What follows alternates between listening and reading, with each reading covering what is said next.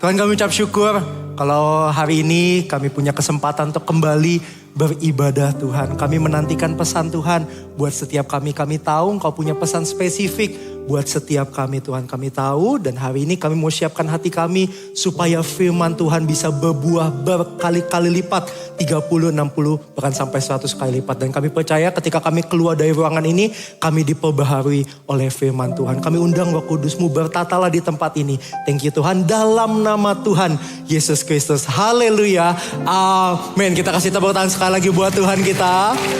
Dan sebelum dengarkan firman, ngomong dong ke kanan kirinya, Happy Valentine's Day.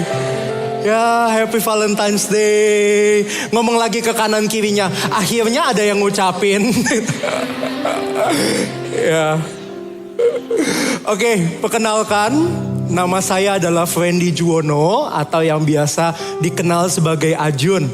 Dan hari ini saya dipercayakan oleh Tuhan dan gerejanya mengembalakan Army of God di Jakarta, Jawa Barat, dan Banten. Dan senang sekali ketika saya datang ke tempat ini, saya nggak berasa asing. Sungguh ini benar-benar rumah buat saya ngerasa nyaman. Sungguh welcome home bukan sekedar tagline. Ya, saya bisa merasakan apinya ketika kita memuji, menyembah Army of God di mana-mana tetap sama. Ya, kemudian kalau kalian datang ke Jakarta, ya jangan lupa mampir ke Army of God Jakarta.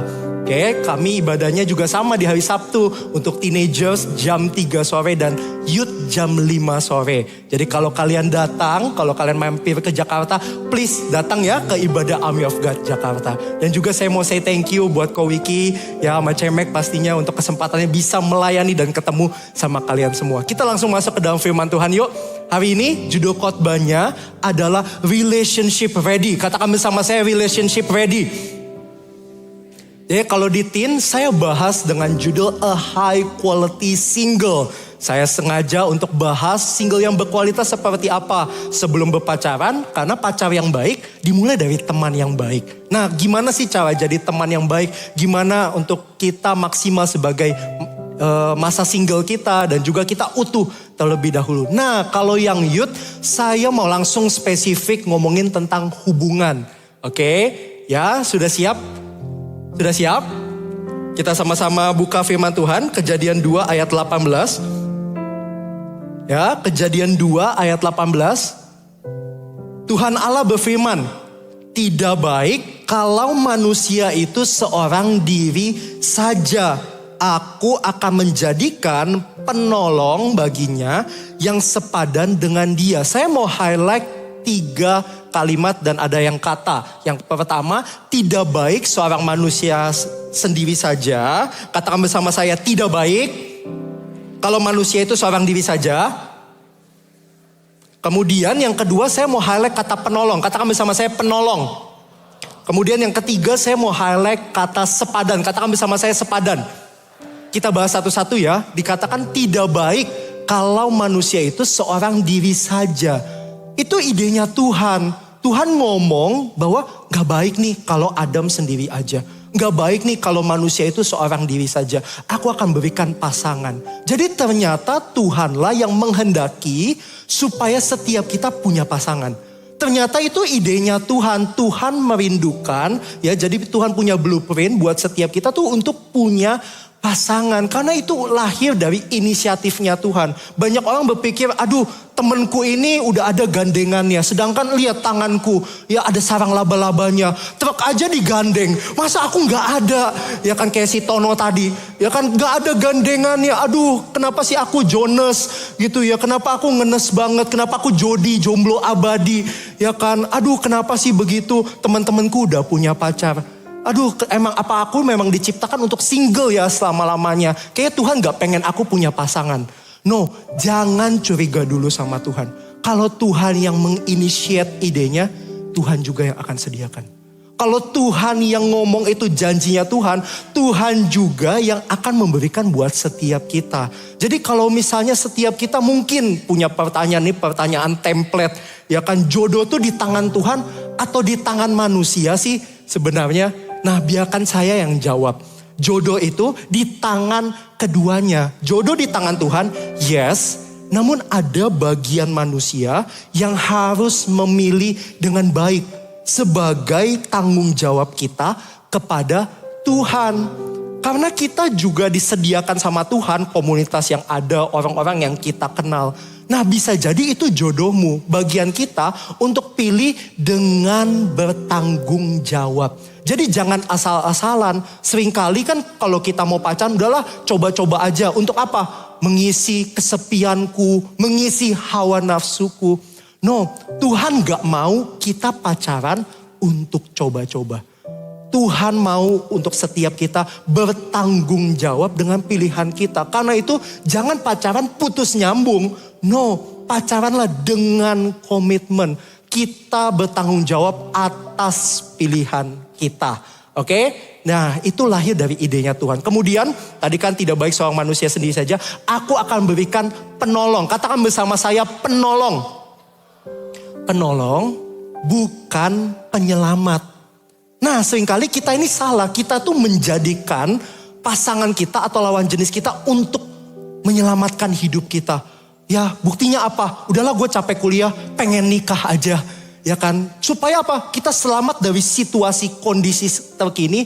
Seakan-akan menikah itu yaudah akan keluar dari setiap permasalahan. Menjadikan pasangan untuk jadi penyelamat. Penyelamat kesepian kita.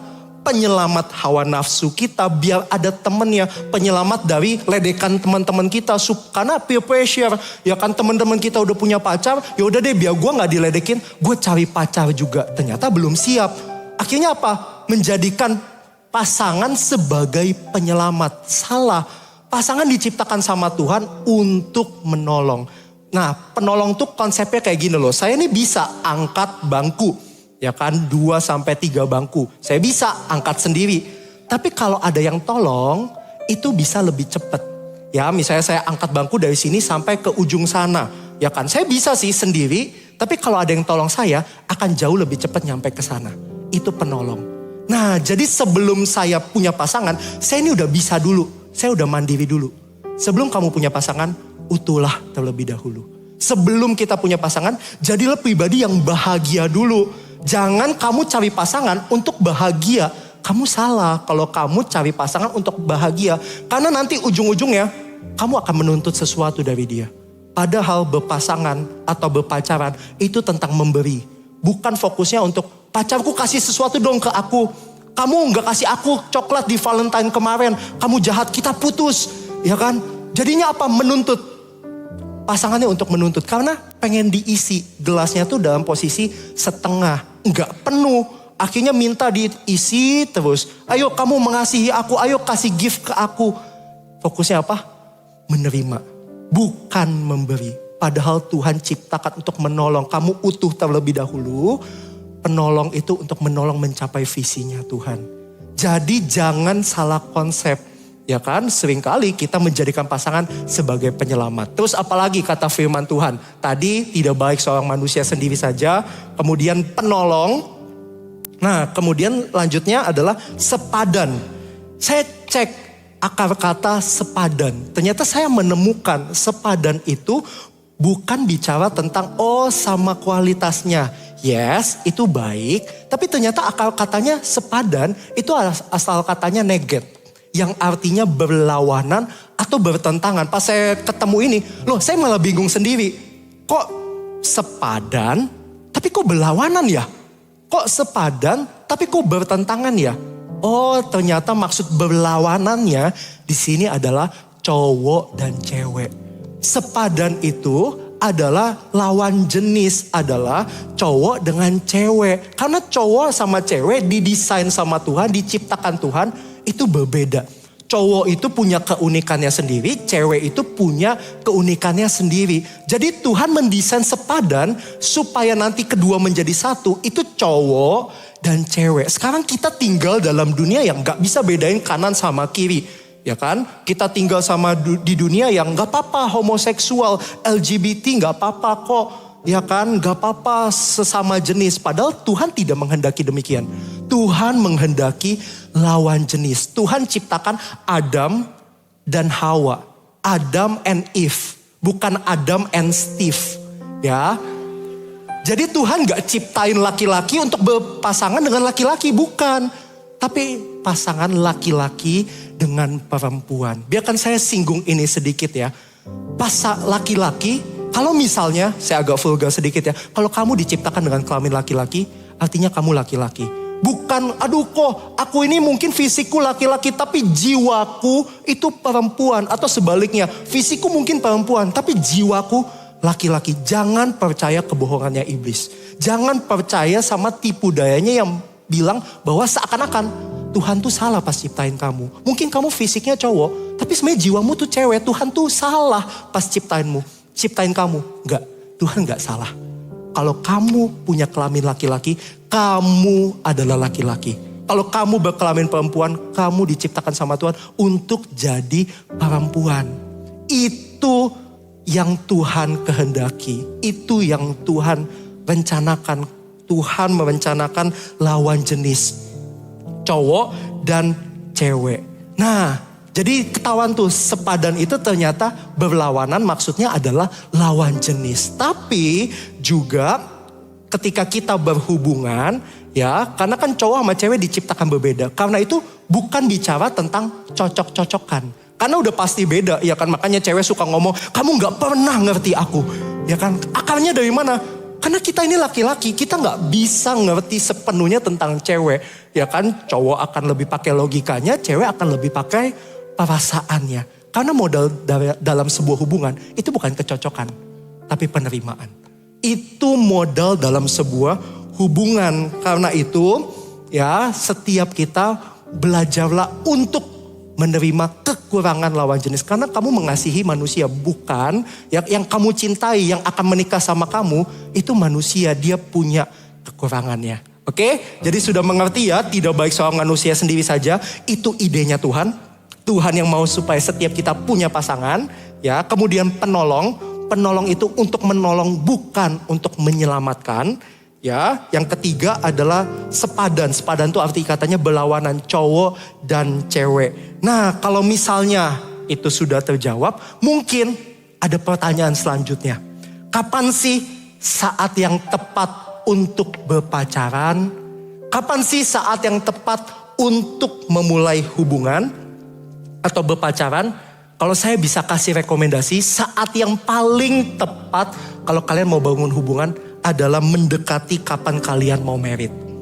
Jadi kalau kalian berpacaran, dengan apa? Tujuannya adalah pernikahan. Bukan karena ketidakjelasan atau karena pengaruh dari teman-teman sekitar. No, tapi saat yang tepat untuk berpacaran apa? Yang mendekati kalian mau married. Ya, mungkin saya tanya dulu, di sini siapa yang mau menikah di usia 25 sampai 30? Boleh angkat tangannya. 25 sampai 30. Ada yang antusias banget. Gitu ya. Ya kan, 25 sampai 30 boleh angkat tangannya? Oke, turunkan. Ya, yang di atas 30 tahun boleh angkat tangannya. Menikah di atas 30 tahun. Oke, ya boleh turunkan tangannya. Yang tidak mau menikah angkat tangannya. Enggak. Ya, jadi kebanyakan di antara kalian usianya 25 sampai 30. Ya kan, planning mau married. Katakanlah mungkin kalian planning married usia 27 tahun. Nah, kapan sih waktu yang mungkin cukup baik untuk kalian mulai pacaran?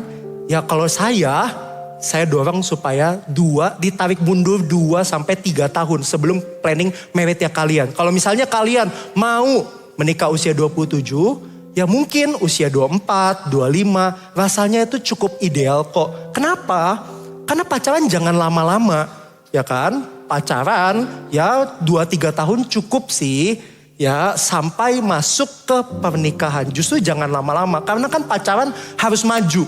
Ya kan gak mungkin 5 tahun, 10 tahun cuma pandang-pandangan. Ya kan cuma deket-deketan ini gitu. Gak mungkin ya kan. Cuma 10 tahun tapi begitu doang. Pacaran kan harus maju. Ya kan. Nanti kalau misalnya kita maju terus. Akhirnya apa? Ternyata malah belum menikah-menikah. Nanti yang ada seks di luar nikah. Akhirnya malah jatuh di dalam dosa. Karena itu pacaran tujuannya adalah pernikahan. Oke, ditarik mundur dari kapan kalian mau menikah. Jangan mau sama orang yang gak punya tujuannya. Jangan mau sama orang yang, ayo kita bangun hubungan. Tapi pas ditanya, oke, planning ke depannya apa? Gak tahu. Jangan mau sama orang yang seperti itu. Oke, jadi kalau ditanya kapan waktu terbaik, tarik mundur. Ya 2-3 tahun. Karena tujuan dari pacaran adalah pernikahan. Oke, sampai sini jelas ya. Kemudian apa sih ide Tuhan untuk pernikahan? Kejadian 2 ayat 24-25. Sebab itu seorang laki-laki akan meninggalkan ayahnya dan ibunya dan bersatu dengan istrinya.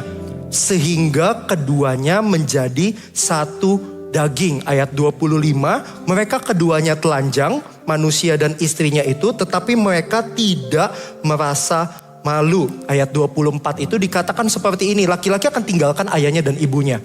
Kemudian si perempuan akan tinggalkan ayahnya dan ibunya dan akan bersatu sehingga keduanya menjadi satu daging. Ya, jadi matematikanya Tuhan adalah 1 tambah 1, 1 laki-laki, 1 perempuan menjadi satu daging. Bukan setengah tambah setengah jadi 1, tapi 1 tambah 1 jadi 1. Tuhan mau supaya setiap kita utuh terlebih dahulu, ya, dewasa terlebih dahulu. Cukup dewasa, cukup mapan, baru ketemu sama yang dewasa, mapan menjadi satu. Bukan yang minta gelasnya untuk diisi terus menerus.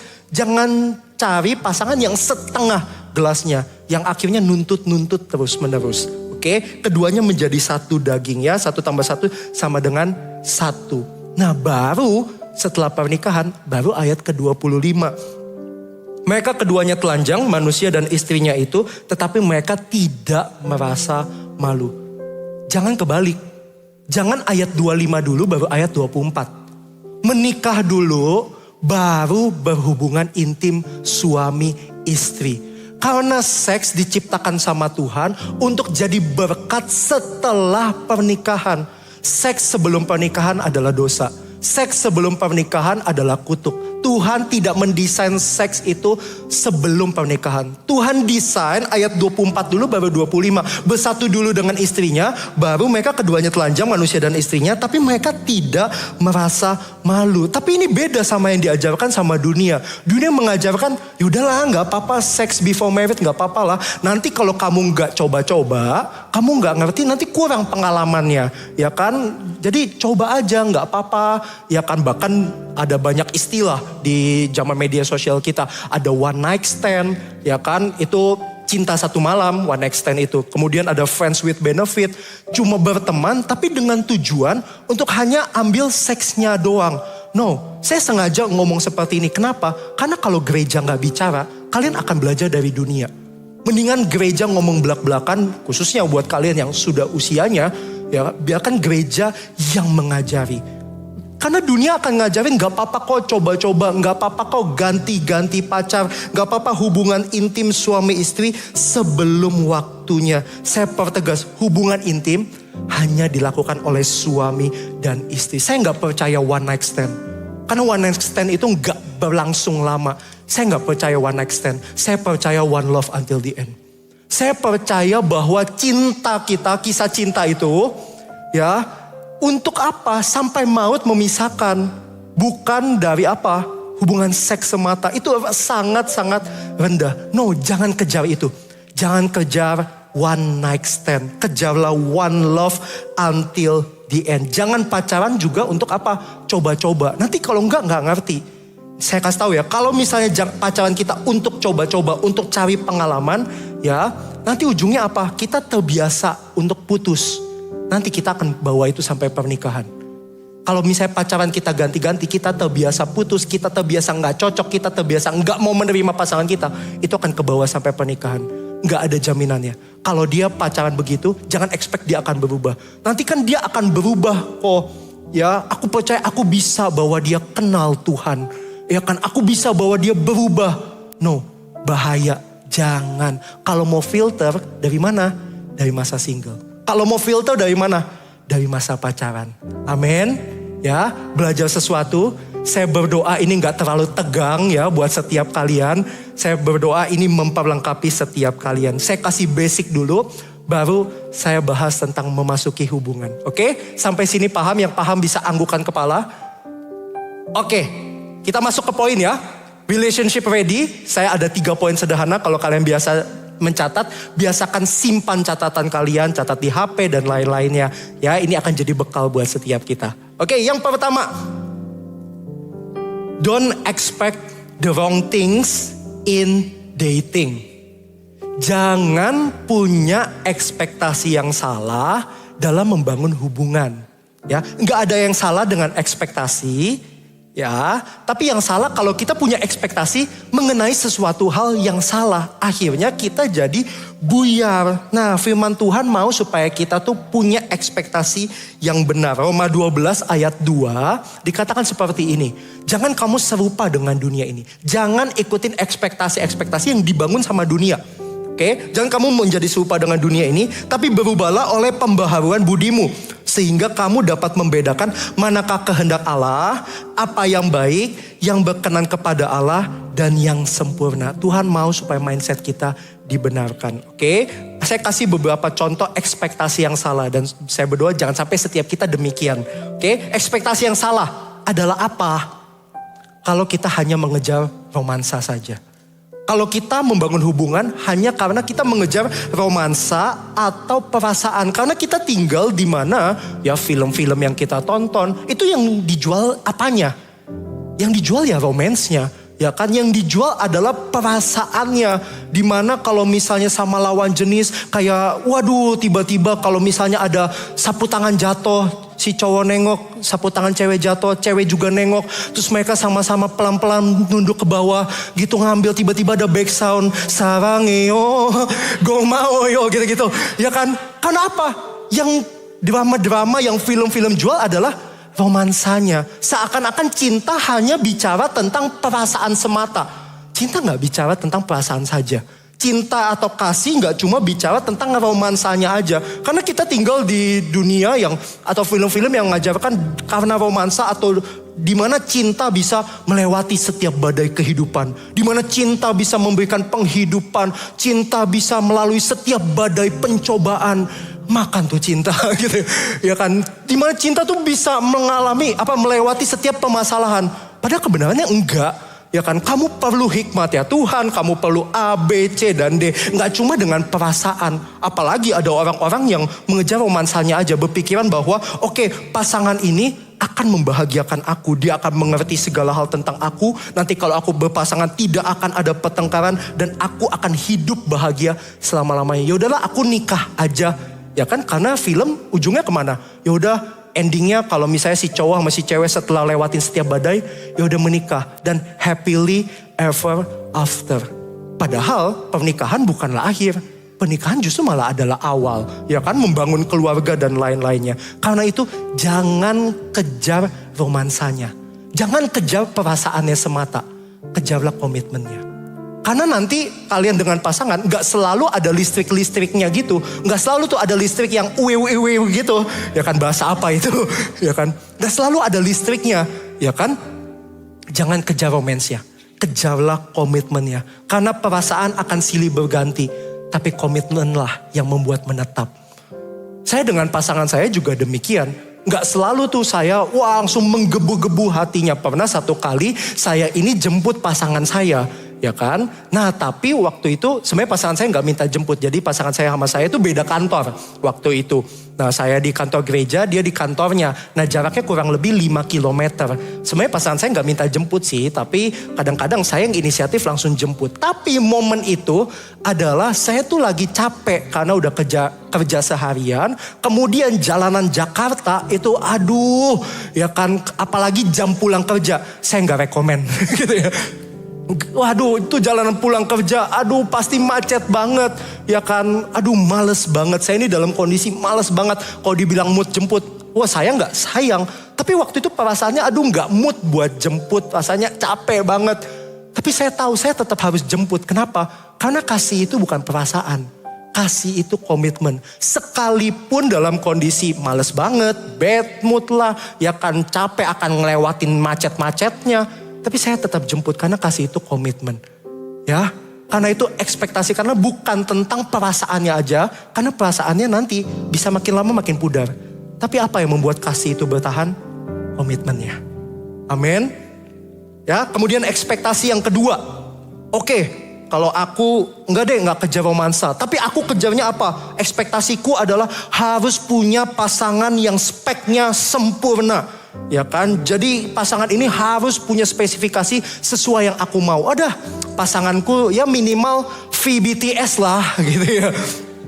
Atau Jennie Blackpink lah. Ya kan, atau misalnya artis-artis cantik lain, siapa? Han So-hee, ya kan? Wah, kamu mimpi pengen Han So-hee, kamunya Han So-mai, gitu ya? Enggak nyambung, gitu. Enggak pas, gitu. Ya kan? Wah, harus spesifikasinya sempurna, minimal yang boyband gitu. Emangnya kamu nikah isinya joget-joget, ya kan? Ya kan enggak.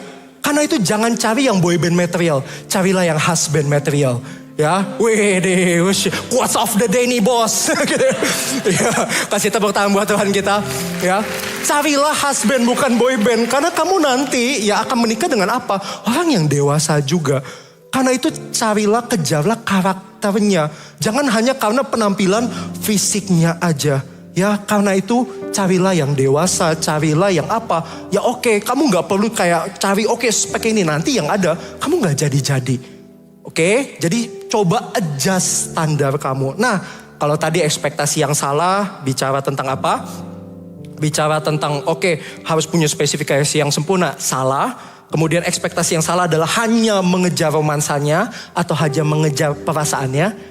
Kemudian apa sih ekspektasi yang benar? Saya mau mengajak Army of God, ini loh ekspektasi yang benar. Mimpikan pernikahan kudus.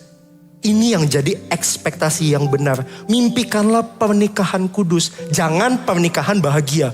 Kenapa? Karena pernikahan kudus sudah pasti bahagia. Tapi pernikahan bahagia belum tentu pernikahan yang kudus. Holiness is happiness. Kejarlah kekudusan. Gak ada yang menikah isinya tuh cuma bahagia doang. Ketika kamu buat janji nikah nanti suatu saat, isinya adalah dalam suka maupun duka, dalam sakit maupun senang.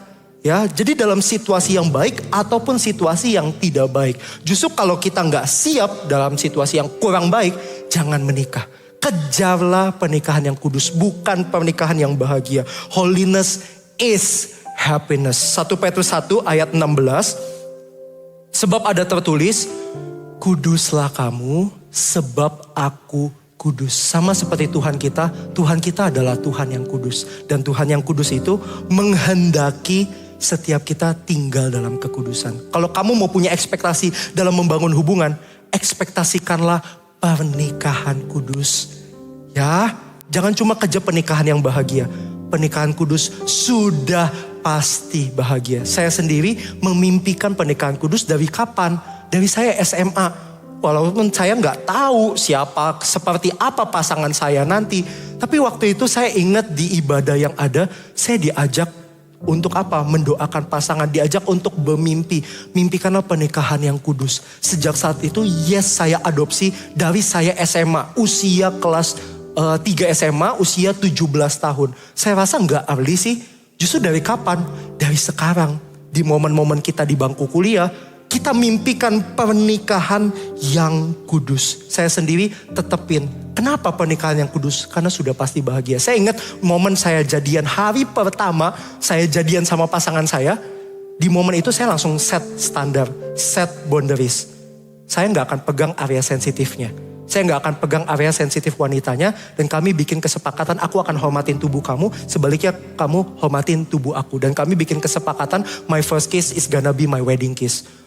Ciuman pertamaku adalah ciuman nanti di mimbar pernikahan. Aku mau supaya nanti ketika kita sama-sama jaga kekudusan, akan masuk ke dalam pernikahan kudus.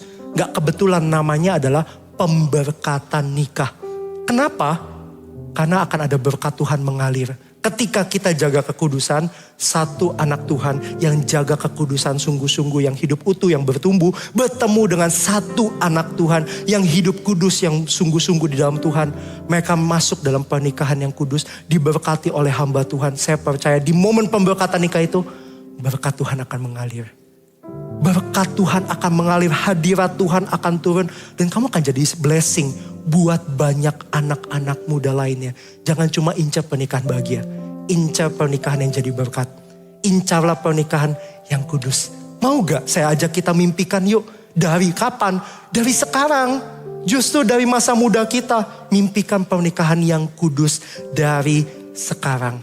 Tapi kok aku ini udah jatuh di dalam dosa. Kalau tadi yang Koko mention sex before marriage, gimana kalau aku ini udah jatuh, ya kan? Aku gak bisa nahan hawa nafsuku, akhirnya aku jatuh dengan pasangan. Ya, setiap dosa ada konsekuensinya. Keperawanan gak akan kembali, keperjakaan gak akan kembali, dosa ada konsekuensinya. Tapi saya percaya di dalam Tuhan ada pengampunan. Saya percaya di dalam Tuhan ada kesempatan kedua. Kamu gak perlu takut, kamu gak perlu ngerasa gak layak. Ya udahlah, aku bablas aja karena aku udah pernah jatuh. Justru kalau kamu tahu kamu jatuh, ya bangkit, bukan semakin jatuh. Kalau kamu sudah pernah lakukan dosa, ya larinya sama Tuhan. Kenapa? Karena ada Bapa di sorga yang menantikan kamu. Dia siap menerima kamu. Ingat gak cerita anak yang bungsu sama anak yang sulung? Anak yang bungsu itu waduh haka banget. Ya kan, sebelum papanya meninggal aja udah minta warisan. Berikan aku warisan. Dapat warisan langsung pergi. Ya kan, habis pergi foya-foya, mungkin clubbing lah atau apa gitu kan. Sampai uangnya habis, dia baru menderita, baru keinget. Aduh, harusnya aku gak gitu, menyesal. Dia takut perlahan-lahan datang sama bapaknya. Mungkin papanya tuh udah lihat dari jauh. Oh, ini anakku. Tapi anaknya ngerasa gak layak. Ngerasa aduh takut aku ini udah buat dosa.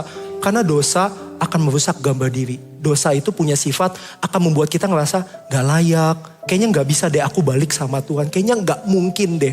Akhirnya apa? Si anak bungsu itu berjalan pelan-pelan. Satu sisi dia pengen kembali sama bapaknya karena dia tahu itu tempat terbaik. Tapi satu sisi aku ini takut. Aku ini ngerasa gak layak. Aku ini pendosa, aku nih kotor, aku nih najis. Mana mungkin sih papa terima aku. Kalau papa terima aku kayaknya jadi babunya aja deh. Gak mungkin jadi anak.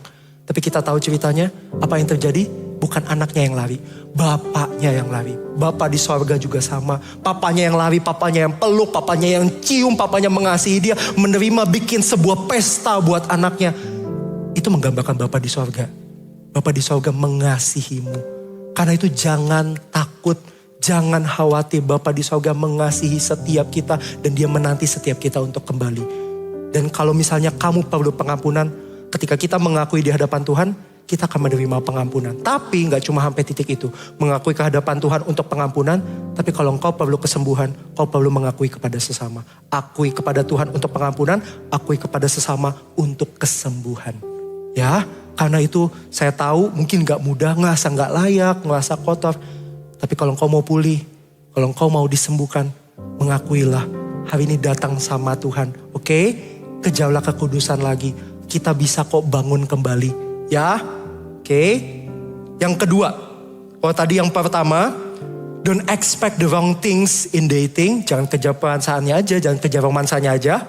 Kemudian jangan kejar, oke, harus spesifikasinya sempurna. Ya kan standarnya terlalu tinggi. Nah, adjust ekspektasi kita pernikahan yang kudus. Yang kedua, fokus on your personal growth. Fokuslah kepada pertumbuhan rohanimu.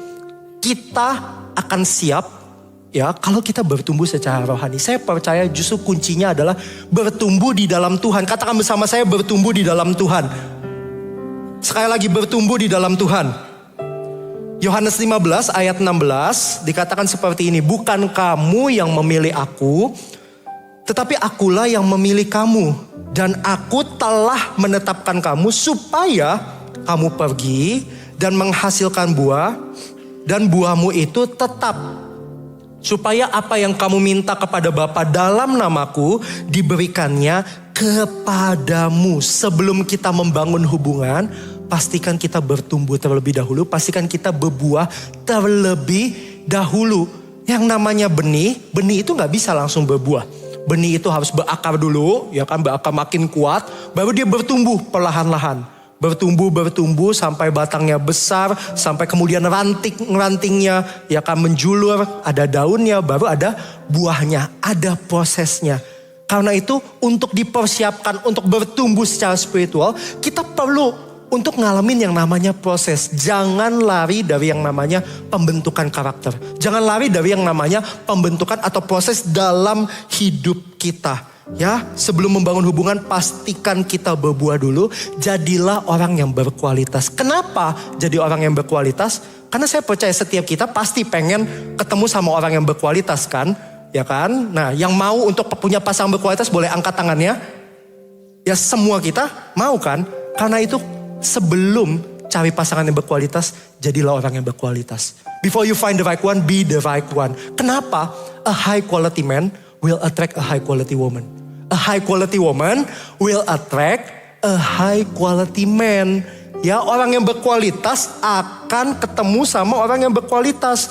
Sebaliknya, cewek yang berkualitas akan ketemu sama cowok yang berkualitas. Cowok yang berkualitas akan ketemu sama cewek yang berkualitas. Carilah orang yang bertumbuh. Carilah orang yang punya kualitas saat teduhnya. Ya kan, yang cari wajah Tuhan, ya kan, yang bertumbuh secara rohani. Jangan mau sama orang yang enggak bertumbuh. Carilah orang yang bertumbuh di dalam Tuhan, yang seiman, kemudian yang bertumbuh di dalam Tuhan. Itu tuh checklist pertama. Pasti teman-teman tahu kan, 7 checklist. Checklist pertama adalah apa? Carilah yang imannya bertumbuh.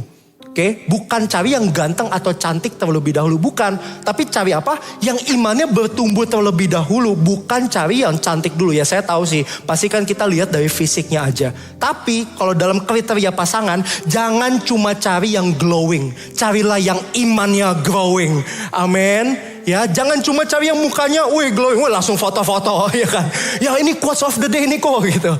Ya kan, jangan cuma cari yang oke, mukanya cantik, ya, glowing. Tapi imannya gak bertumbuh. Carilah yang karakternya bertumbuh. Carilah yang imannya bertumbuh. Dia terus konsisten bertumbuh di dalam Tuhan. Jangan mau sama cowok atau cewek yang gak bertumbuh di dalam Tuhan. Oke? Ya, saya kasih sedikit beberapa poin red flag ya. Jangan mau sama cowok yang demikian. Kalau misalnya green flagnya kan teman-teman sudah pasti tahu. 7 checklist. Ya kan, saya gak akan ngulang lagi. Kalian bisa cari di seluruh internet. Oke? Tapi kalau red flagnya biarkan saya yang bagikan. Oke, red flag apa sih ciri-ciri orang yang red flag? Bisa dimunculkan. Ciri-ciri orang yang red flag adalah apa? Tidak punya visi, toksik dalam perkataan dan perbuatan, kemudian apa? Posesif. Saya jelasin satu persatu ya. Oke, yang pertama tidak punya visi. Carilah orang yang visi hidupnya produktif. Artinya apa? Seseorang yang punya sasaran hidup yang jelas. Profesinya jelas. Apapun profesinya, asal dia punya visi, oke, tanya sama dia. Apa rencana hidupmu mungkin 2 tahun ke depan, 3 tahun ke depan, akan ke arah mana? Karir kamu, keluargamu, akan ke arah mana nanti yang akan kamu bangun? Nilailah apakah dia melibatkan Tuhan atau tidak.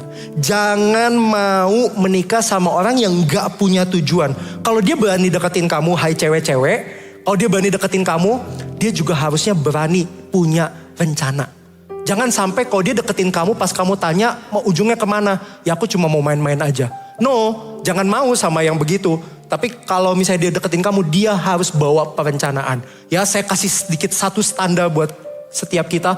Kalau dia deketin kamu, dia harus punya visi. Buat yang laki-laki pastikan kita punya visi yang menyenangkan Tuhan. Enggak cuma laki-laki sih, yang cewek juga harus sama-sama punya visi. Tapi yang cowok apalagi, karena kamu akan jadi kepala. Kamulah akan jadi pemimpin keluarga. Kalau kamu gak punya visi, mau dibawa kemana?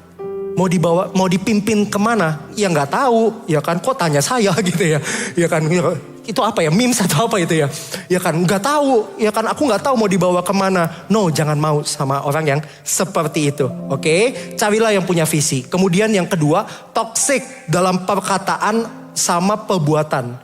Ya, jangan mau sama pria atau wanita yang toksik dalam perkataan ataupun perbuatan. Karena kamu gak akan bahagia. Kalau misalnya isi perkataannya, isi perbuatannya, ya kan melukai aja, kasar aja.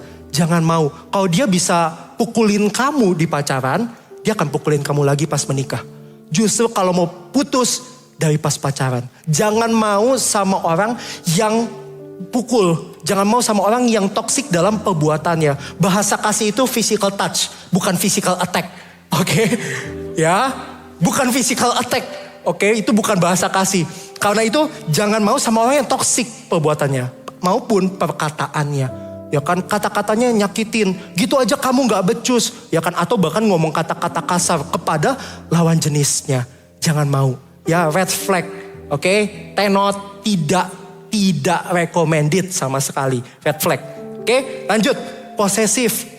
Ya kan, loh kok posesif tuh red flag sih kok? Kan biasa cemburuan. Nah, posesif ini beda. Cemburuan ya iya, kalau misalnya kita kan punya pasangan deket, misalnya nggak deket gitu ngechat-chatan, ya kita harus cemburu, itu wajar. Tapi posesif ini cemburuan yang di luar batas wajar. Ya kan, akhirnya jadi apa? Terlalu mengikat, bahkan sebelum waktunya terlalu mengikat. Dari pas PDKT aja udah mengikat banget. Atau cemburuan yang kelewat batas. Ya, suka ngancem mau bunuh diri. Ya, terus apalagi? Ya kan, ya kalau kamu gak mau sama aku akan lukain diri aku. Berharap punya belas kasihannya. Dan itu case real loh. Dan itu terjadi kalau kamu gak mau sama aku akan loncat ya dari gedung ini. Gini.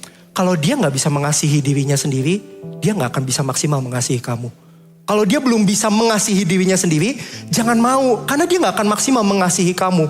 Karena itu jangan mau sama orang yang posesif. Posesif itu apa? Karena tanda gambar dirinya belum sehat. Gambar dirinya gak sehat. Akhirnya apa? Terlalu mengikat. Akhirnya membatasi pertemanan. Ya, kamu gak boleh pergi main futsal. Ya kan, waktu kamu sepenuhnya harus buat aku. Yang gak sehat. Akhirnya apa? Mengikat, terlalu mengikat. Istri bukan tapi langsung mengikat. Kenapa? Karena posesif. Karena apa? Ngerasa gak aman. Nanti kalau ada cewek gimana? Nanti aku gak mau dia ya seakan-akan kan kayak dia gak boleh pisah dari aku. Loh, artinya gak utuh dong. Harus cari yang utuh terlebih dahulu. Jangan punya pasangan yang apa? Posesif. Kalaupun itu demikian, ya kita harus koreksi diri kita. Kenapa kita nggak percaya itu sama lawan jenis kita atau sama pasangan kita? Oke, posesif it's a big no. Jangan jadi pasangan yang posesif dan jangan cari pasangan yang posesif. Tapi kan nggak apa-apa, kayaknya lucu gitu kalau pasanganku cemburuan. Loh jangan, ya kan, udah aku sengaja bikin pasanganku cemburuan. Aku sengaja ngechatin cowok-cowok atau misalnya yang single-single di sini, ya kan dalam satu kelas, ya udahlah, aku sengaja mau nebar jala, ya kan, gue chat-chatin satu-satu. Wah isi WhatsApp-nya, wah asrama putri, ya kan, cewek semua, wah isi WhatsApp-nya asrama putra, ya kan, cowok semua, kayak gitu. No, ya jangan jadi buaya cap badak, gitu ya. Ya buaya tapi wah profesional gitu ya. No. Sangat tidak rekomend. Jangan cari pasangan yang oke, nebar jala, ya kan? No, a big no. Ya, red flag. Jadi sama orang yang gak punya visi, sama orang yang toxic, sama orang yang posesif. Tapi apa? Kejarlah yang 7 checklist, sama kejarlah apa? Pertumbuhan spiritual dalam bentuk buah-buah roh. Ya, Galatia 5 ayat 22 sampai 23. Ya, waktu saya sebentar lagi. Galatia 5 ayat 22 sampai 23 masih bersama saya. Amin. Ya. Oke, Galatia 5 ayat 22 sampai 23, tetapi buah roh ialah kasih, sukacita, damai sejahtera, kesabaran, kemurahan, kebaikan, kesetiaan, kelemah lembutan, dan penguasaan diri. Kalau engkau mau cari orang yang berkualitas, carilah orang yang menghasilkan buah. Buah itu nampak, ya. Buah, kalau kita mau lihat pohon dari apa? Dari buahnya. Ya kan, oh ini buah pohon anggur. Kenapa? Karena kita lihat ada anggurnya, ada buah anggur. Oh ini pohon apel, dari mana? Ada buah apelnya. Kalau kamu mau cari lawan jenis yang berkualitas dan kamu mau jadi yang berkualitas, carilah orang yang menghasilkan buah-buah roh. Carilah orang yang penuh dengan kasih, carilah orang yang penuh dengan sukacita. Sukacita itu bukan perasaan, ya sukacita beda. Joy itu bahasa Inggrisnya adalah joy, bukan happiness. Happiness itu perasaan, tapi joy itu keputusan. Ya, damai sejahtera, sekalipun ada masalah tetap bisa ngerasain damai. Kenapa? Karena dia tahu di perahunya ada Tuhan. Dia nggak takut, nggak kehilangan damai sejahtera. Mengejar buah-buah roh, itulah kedewasaan. Kasih juga bukan perasaan, tapi kasih adalah komitmen seperti yang tadi saya mention. Apalagi kesabaran, kemurahan, dan lain-lainnya. Pastikan kalau misalnya kita mau siap membangun hubungan, kita fokus dulu sama pertumbuhan spiritual kita sebelum memasuki hubungan. Oke, sudah jelas ya sampai sini ya. Yang pertama adalah don't expect the wrong things in dating. Kemudian yang kedua, focus on your personal growth. Yang ketiga, happy ending is real only if you let God write your love story. Happy ending is real. Hanya jika kamu membiarkan Tuhanlah yang menulis kisah cinta kamu. Ya, dikatakan di Roma 8 ayat 28, bisa bantu saya ya. Ini ayat yang tadi di tin, ya tadi saya nggak masukin di youth, saya lupa ngomong ke expo-nya, tapi bisa munculkan gak ya? Roma 8 ayat 28 versi bahasa Indonesia masa kini. Oke, kita tahu sekarang bahwa Allah turut bekerja dalam segala sesuatu. Katakan bersama saya, segala sesuatu. Untuk mendatangkan kebaikan bagi mereka yang mengasihi Dia. Yaitu bagi mereka yang terpanggil sesuai dengan rencana Allah. Dikatakan segala sesuatu. Tuhan bekerja dalam segala sesuatu. Kata segala sesuatu termasuk kisah cintamu. Tuhan juga bekerja, Tuhan juga mau untuk terlibat dalam kisah cinta kamu. Karena itu bagian kita adalah libatkan Tuhan. Ada satu tokoh yang dia berhasil dari semua apapun yang dia kerjakan. Tapi alasannya apa ya? Ini loh alasannya, Yusuf orangnya. Kejadian 39 ayat 23. Dan kepala penjara tidak mencampuri segala yang dipercayakannya kepada Yusuf. Karena Tuhan menyertai dia dan apa yang dikerjakannya dibuat Tuhan berhasil. Kenapa Yusuf berhasil dari semua yang dikerjakannya? Karena Tuhan menyertai dia. Kenapa Yusuf berhasil? Karena dia melibatkan Tuhan. Saya percaya kisah cintamu juga akan berhasil kalau kamu libatin Tuhan. Kalau kamu izinkan Tuhan untuk berperkara, untuk melibatkan Tuhan dalam kisah cintamu. Ibarat sebuah film, ya punya macam-macam ending. Ya kan, ada yang happy ending, ya kan, dimana si cowok sama si cewek akhirnya bersatu. Kemudian ada yang namanya sad ending, ya kan, cowoknya udah nungguin si ceweknya, tapi ceweknya jadian sama yang lain. Ya kan, itu JJO tuh, jagain jodoh orang. Ya kan, ya kan. Kemudian ada yang open ending. Ya kan, yang kita penonton dibuat spekulasi ini sebenarnya jadi apa enggak. Tapi saya percaya kalau kita libatin Tuhan, pasti ujungnya happy ending. Kenapa? Karena Tuhan sutradaranya. Kalau Tuhan sutradaranya, ujungnya pasti bahagia. Kalau Tuhan sutradaranya, ujungnya pasti yang terbaik. Karena itu kita bisa percaya sama Tuhan. God is the director of our story. You can trust Him. Kamu bisa percaya sama Tuhan. Seringkali kita ini gak percaya sama Tuhan. Seringkali kita gak libatin Tuhan. Kita ini maunya Tuhan yang ikut kita, bukan kita yang ikut Tuhan. Tuhan, aku maunya sekarang. Ya kayaknya dia nih pasti the one deh. Padahal ya udah jelas dia itu ternyata kurang oke. Bahkan pemimpinmu juga menyarankan kayaknya dia kurang oke deh. Karena dia ini masih pergaulannya dan lain sebagainya. Kualitasnya kurang oke. Tapi ngerasa enggak. Aku dapat dari Tuhan, dia jodohku. Ya kan? Ya kan, wah kalau begini-begini, tiba-tiba kita peka aja sama suara Tuhan. Ya kan, tiba-tiba wah kayak sinyalnya kenceng banget. Ya kan, kalau soal begini-begini, no. Belajarlah libatin Tuhan. Dan belajarlah libatin wakil Tuhan. Siapa? Pemimpin. Izinkan Tuhan berperkara dalam hidup kita, izinkan pemimpin juga berperkara dalam hidup kita. Pemimpin gak akan atur hidupmu, ya karena kan kamu yang jalanin. Pemimpin tugasnya apa? Mengarahkan.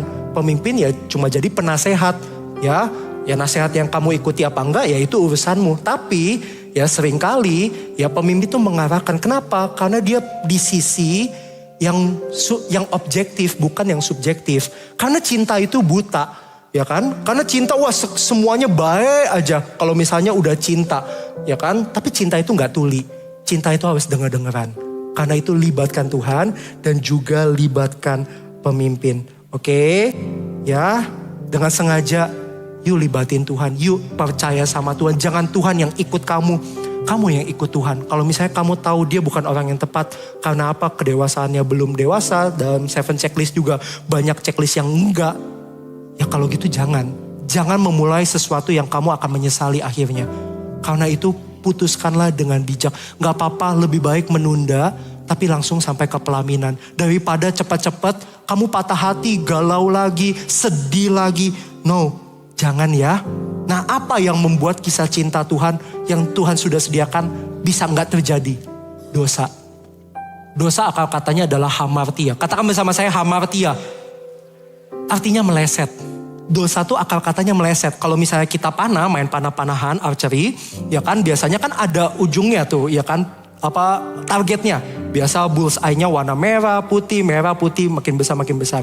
Nah, dosa itu tuh kayak kita panah tapi nggak kena ke target, tapi meleset.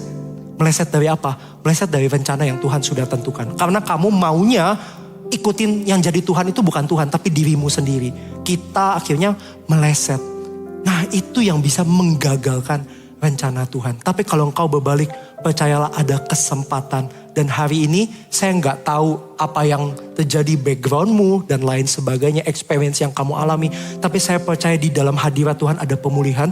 Di dalam hadirat Tuhan ada kesempatan kedua. Kamu bisa kembali sama Tuhan. Dan saya percaya kalau kamu kembali sama Tuhan, Tuhan gak pernah kehabisan akal untuk membuat yang tadinya mungkin kamu pikir kayaknya gak mungkin, kayaknya gak bisa, kayaknya aku sudah gagal. Aku nih memang tidak didesain untuk punya kisah cinta yang terbaik.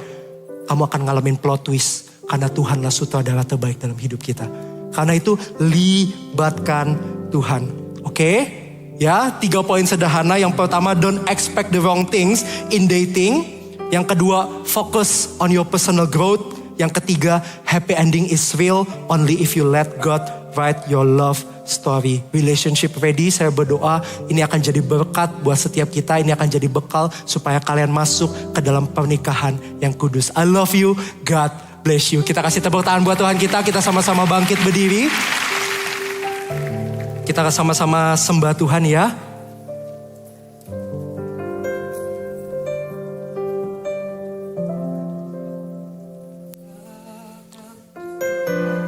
Kita sama-sama sembah Dia. Sedang merendah suatu karya yang agung mulia, saatnya kan tiba nanti. Kau lihat pelangi kasih-Nya.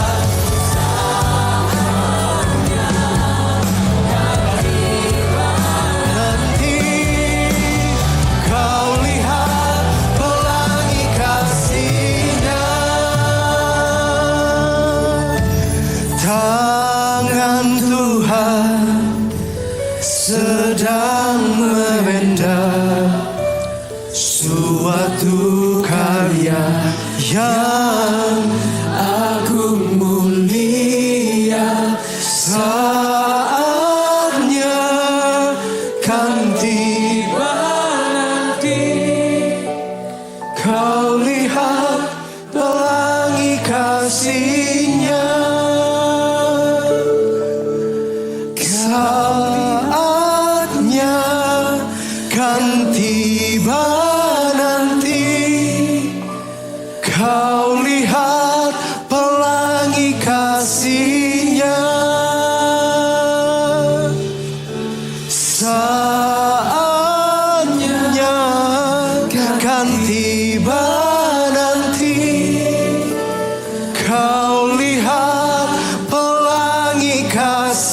Ya, kita kasih tepuk tangan yang terbaik buat Tuhan kita. Saya mau bicara pribadi lepas pribadi buat setiap kita. Bolehkah saya ajak kita semua hadap ke depan sebentar? Tuhan serius sama masa muda setiap kita. Tuhan mau pakai masa muda kita. Justru Tuhan menghendaki setiap kita untuk masuk dalam pernikahan kudus. Tidak mungkin ada pernikahan kudus tanpa pacaran kudus. Tidak mungkin ada pacaran kudus tanpa masa single yang kudus. Itu harus dimulai dari kapan? Dari masa kini. Justru harus secara sengaja, Tuhan, aku menjaga hidupku, aku menjaga keperawananku, aku menjaga keperjakaanku untuk pasanganku suatu saat nanti di dalam altar pernikahan. Dan hari ini jangan nodai altar pernikahan, karena Tuhan serius dengan itu. Pernikahan adalah idenya Tuhan dan Tuhan mau supaya setiap kita menghidupinya. Tuhan mau kita kudus. Kenapa? Sebab Tuhan kudus. Seperti Bapa yang mau anaknya nanti besar seperti Dia. Sama dengan Bapa di sorga. Bapa di sorga mau supaya kita kudus. Kenapa? Karena kalau kita hidup kudus, kita akan happy. Holiness is happiness. Tapi saya gak tahu apa yang terjadi dalam hidup kalian. Mungkin kalian pernah jatuh dalam dosa, bahkan jatuh bangun di dalam dosa, atau bahkan kalian pernah tidak menghormati ranjang pernikahan dengan apa? Seks before pernikahan. Saya nggak tahu apa yang jadi latar belakangmu, tapi yang saya tahu Tuhan mau memulihkanmu. Bukan berarti seakan-akan yaudah aku udah kotor, aku udah nggak layak, aku nih udah gak pantas, aku nih udah najis kok. Aku nih gak pantas untuk datang sama Tuhan. Aku jatuh bangun, aku nonton pornografi, aku masturbasi. Aku gak bisa hidup kudus, aku gak mampu. Atau bahkan kau pernah berbuat dengan lawan jenis ya tidak dalam masa pernikahan, sebelum pernikahan kau jatuh di dalam dosa. Saya gak tahu background Anda seperti apa, tapi yang saya tahu Tuhan mau mengampuni dan ada kesembuhan di tempat ini. Bagian kita adalah mengakui di hadapan Tuhan. Tuhan mau memulihkan, Tuhan mau menguduskan. Sekali lagi di tempat ini akan ada pemulihan, di tempat ini akan ada pengampunan. Dan mungkin kau akan tertahan. Saya akan altar call, saya bilang dengan belak-belakan, saya akan altar call buat orang-orang yang demikian.